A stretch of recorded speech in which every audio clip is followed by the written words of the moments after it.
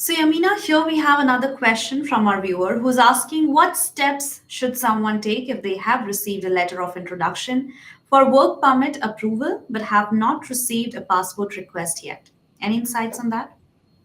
So I'm a little bit unclear on why this person is waiting for a passport request because if they have a valid temporary resident visa, and they need to double check that it's a temporary resident visa and not a visitor record. But if they have a valid temporary resident visa, what they can do is they can leave the country, fly back in, and when they fly back in, they will present the letter of introduction to the CBSA officer, and that CBSA officer will give them their valid work permit, and then they can kind of go on their merry way.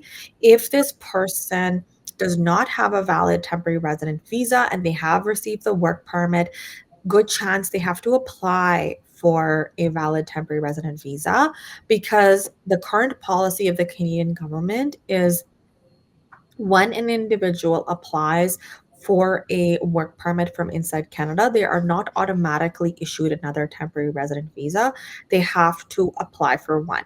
So they need to check their specific situation.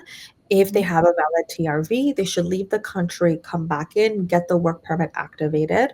If they don't have a valid TRV, they need to apply for one. It's not going to be issued automatically. All right. Thank you so much, Yamina, for such a good points and great insights. You know why I'm vacationing in Dubai right now? Because I stopped drowning in RFEs, intake calls, and late night filings. I used to hire freelancers who barely knew what a G28 was. Total chaos.